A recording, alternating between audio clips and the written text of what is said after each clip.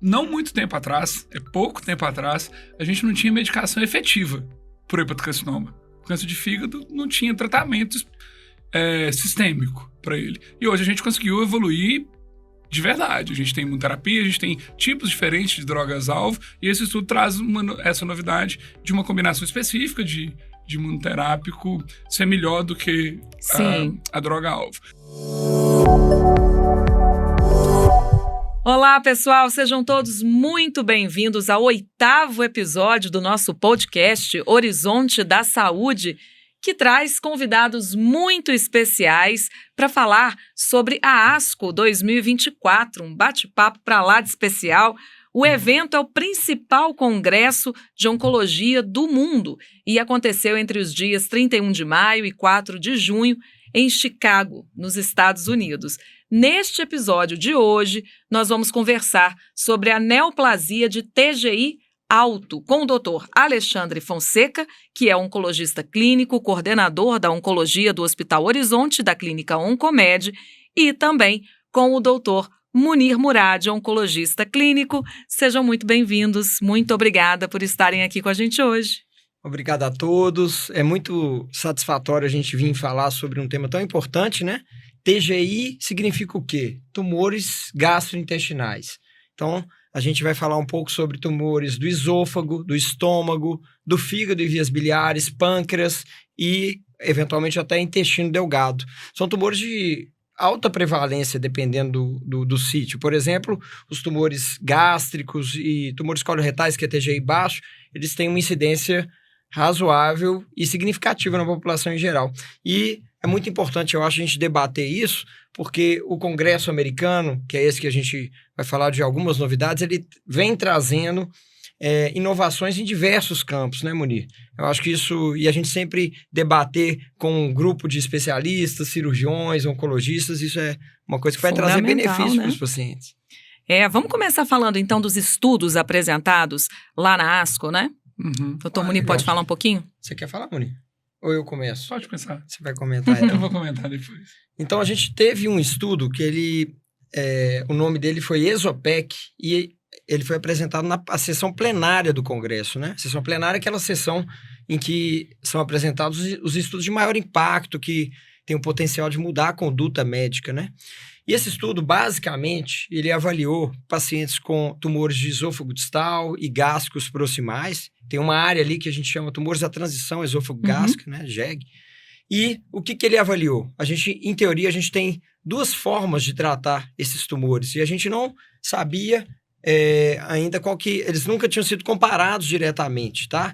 Talvez uma comparação inicial de um estudo preliminar, mas quais são essas formas? Uma forma é a realização de quimioterapia junto com radioterapia para se tratar tumores do esôfago distal, né? E a outra forma é quimio e radioterapia concomitante, seguido de cirurgia. E a outra estratégia é a gente realizar quimioterapia isolada antes da cirurgia, realizar a cirurgia e, na sequência, manter a quimioterapia. Então, essas duas estratégias foram comparadas entre si. E o que o estudo mostrou é que a estratégia específica de se fazer a quimioterapia seguido de cirurgia e depois quimioterapia trouxe algum benefício em termos de redução do risco de recorrência dessa doença. Sem radioterapia? Sem a radioterapia. A gente tem algumas discussões, o Munir vai poder falar, porque a gente tem que interpretar esse estudo com alguns detalhes, né, Munir? No contexto geral que eles foram feitos. Porque desde quando começou o tratamento, a gente pensava que os tumores mais distais, os tumores de estômago, eram de tratamento cirúrgico. E os tumores do esôfago, de tratamento de quimio-radioterapia. E a Europa pensa de um jeito, mais, vamos falar assim, cirúrgico, e o americano sempre tem uma tendência mais à radioterapia. Saber equalizar isso tudo, essas variáveis, qual quimioterapia, qual a densidade de dose de quimioterapia, e se a radioterapia tem ou não um papel, e qual a melhor hora de operar, são várias perguntas que a gente faz ao longo desse tanto de tempo que foi melhorando, desde os anos 70 até hoje. O que esse estudo fez foi muito legal, que ele testou uma quimioterapia bem intensa, um esquema que chama FLOT, tem 3 drogas, quando o esquema só de 2 drogas, porém concomitante à radioterapia. E esse esquema de 3 drogas foi melhor do que 2 drogas e rádio, sempre acompanhado de cirurgia nos 2 braços. O que eu acho interessante dessa conversa nossa toda que eu acho que tem que ficar de ideia geral, é que não é simples a decisão de planejamento terapêutico. E não se faz planejamento terapêutico sozinho. Então, eu acho que uma coisa muito legal que a gente tem por costume, desde quando começou o Horizonte, é que, nesse caso, toda segunda-feira à noite, a gente reúne os oncologistas, os radioterapeutas e os cirurgiões do trato digestivo e passamos os casos da semana. Tudo que a gente teve de planejamento terapêutico, a gente repassa, muitas das vezes planeja junto, para identificar o melhor tempo de aplicar cada terapia. Então, eu acho que esse tratamento multimodal, ele é feito pensando junto, sabe? E a gente tem visto muitas mudanças de conduta ao longo da nossa história lá, assim, porque você vai conversando, escuta uma outra ideia, vê um outro jeito de ver os casos. Então, eu acho que é fundamental. Esse estudo, para mim, traz essa novidade, de que a cirurgia, em alguns casos, pode não ser o melhor, mas essa decisão tem que ser feita junto. E eu ainda acho que é uma verdade. O papel da cirurgia não fica em nada abalado, porque ainda tem muita coisa para ser testada. Por exemplo, o braço de quimio-radioterapia que foi feito nesse estudo já é um braço um pouquinho antigo. Falta tratamento nele do que a gente sabe hoje, sabe? Sim. No mesmo estudo novo, já sai um pouco defasado. Em oncologia, as novidades são muito rápidas. Então, abarcar todo o campo de conhecimento não é uma tarefa simples. E aí eu acho que ter mais gente participando da reunião é uma coisa que ajuda muito na condução dos casos. Sim, com certeza, né? Outros estudos trouxeram também, assim, um impacto relevante na opinião de vocês? Eu acho que sim.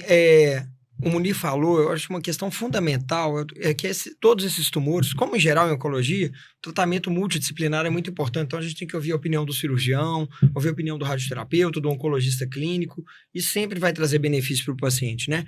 Eu achei um estudo que foi bastante interessante, é que pacientes que tinham câncer de estômago, já metastático, ou seja, uma doença já avançada, mas com volume de metástase pequeno, a gente tem uma certa dúvida se vale a pena, depois de esse paciente se submeter à quimioterapia, se ele tiver uma boa resposta, se vale a pena operar essa região de metástase ali. Porque, muitas vezes, quando o paciente tem uma doença avançada, a cirurgia pode ser uma cirurgia que a gente chama de fútil. A gente vai submeter o paciente a um procedimento agressivo sem trazer benefício. E esse estudo, ele avaliou isso. O paciente com uma doença relativamente oligometastática ou com pouco volume de doença metastática, um sítio comum no câncer de estômago é o peritônio. O que é peritônio? Aquela membrana que envolve o intestino. Então, esse paciente, ele começava com a quimioterapia, depois de 4 ciclos, ele poderia seguir o caminho de cirurgia, operar aquelas lesões ali, se fosse possível, além de operar o tumor primário, o estômago, ou e continuar só com a quimioterapia. Então, um braço, depois de 4 ciclos de quimioterapia, que é o padrão, ele ia ou para a cirurgia e depois da cirurgia continuava a quimio, ou só realizava a quimioterapia. E esse estudo mostrou que, na grande maioria das vezes, a cirurgia nessa situação de doença já avançada no câncer gástrico, ela não é benéfica. Olha só, né? E existem os riscos inerentes, né, de qualquer procedimento cirúrgico. Então, achei que foi um estudo bem interessante. E o caso dos tumores do fígado? Tivemos um estudo relevante também, né? Sim, sim. Como em diversas outras áreas da oncologia, uma das estratégias que a gente vem cada vez mais utilizando é a imunoterapia, que é o quê? A gente, com certas drogas, certas medicações, a gente estimula o sistema imunológico, na verdade, os linfócitos, a atacarem os tumores. É um pouco diferente da quimioterapia. E especificamente em câncer de fígado, a gente já tinha a imunoterapia aprovada com outros esquemas, outras medicações, mas foi avaliado o papel da imunoterapia com 2 drogas que foram talvez os primeiros imunoterápicos utilizados em outras doenças, que é o ipilimumab e nivolumab. E essa estratégia de imunoterapia combinada no câncer de fígado avançado foi comparada com medicações orais, são medicações-alvo que a gente chama, né? O que o estudo mostrou é que a estratégia de imunoterapia foi benéfica e houve benefício para o paciente em termos de sobrevida global, etc., com perfil de toxicidade já conhecido e manejável, né, Munir? O que eu acho interessante desse estudo, para a gente deixar uma mensagem também, é que há não muito tempo atrás, pouco tempo atrás, a gente não tinha medicação efetiva para o hepatocarcinoma. O câncer de fígado não tinha tratamento sistêmico para ele. E hoje a gente conseguiu evoluir de verdade. A gente tem imunoterapia, a gente tem tipos diferentes de drogas-alvo, e esse estudo traz essa novidade de uma combinação específica de de imunoterápico ser melhor do que a droga-alvo. Acho que isso é importante, é um avanço. E acho importante lembrar de hepatocarcinoma que tem alguns fatores muito claramente evitáveis. Então, além da gente discutir o tratamento em si, que é um grande avanço, sem dúvida, nós estamos falando aqui de tratamento sistêmico. Mas, voltando, a gente consegue tratar o hepatocarcinoma com procedimentos cirúrgicos, com ablações, com procedimentos que você entra, às vezes, pela veia, focalizado, e trata a doença no fígado. Você consegue tratar o hepatocarcinoma com transplante hepático, mas é um câncer altamente prevenível. Você consegue prevenir o câncer de fígado vacinando contra a hepatite B. E aí você consegue, então, assim, um apelo à ciência. Acho que a gente tem que falar bem de vacina. Com certeza, né? Sempre, né? Acho que não tem saída para isso, assim. Que bom que a ciência avançou tanto no tratamento quanto na prevenção da doença. Estilo de vida, porque a gente sabe que tanto o álcool leva a cirrose, que é o fator de risco mais importante, um dos mais importantes para o câncer de fígado, e a esteatohepatite gordurosa. Então, estilo de vida saudável, exercício físico, alimentação, perda de peso, isso previne, né? Uma vez que a obesidade é um fator de risco para essa esteatohepatite, que é a condição inicial para o hepatocarcinoma.